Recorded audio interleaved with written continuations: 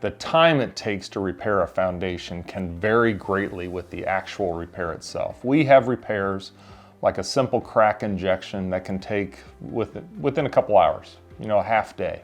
Then we also have extensive dig outs and repairs, or pier jobs where we're digging underneath the house and lifting settlement issues.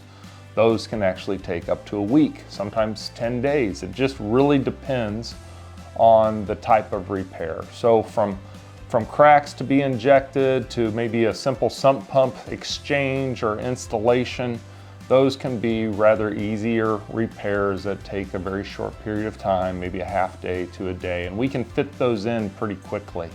We tend to run a few weeks out with our repairs at KC Pier, just simply because of the volumes of the calls and the jobs that we do. But the smaller jobs, we can be real flexible and we can get to those pretty quickly.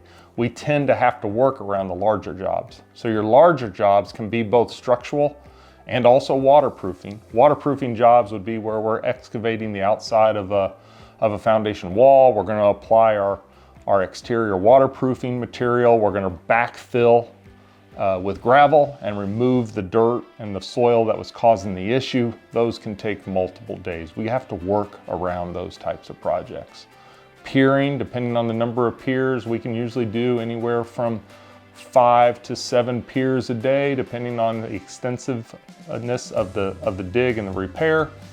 Those can take multiple days, even a couple weeks at times. So it ultimately just kind of comes down to the type of repair and whether it's structural and waterproofing. Waterproofing, generally speaking, I guess, tends to be quicker repairs than structural. Structurals tend to take a little bit more time.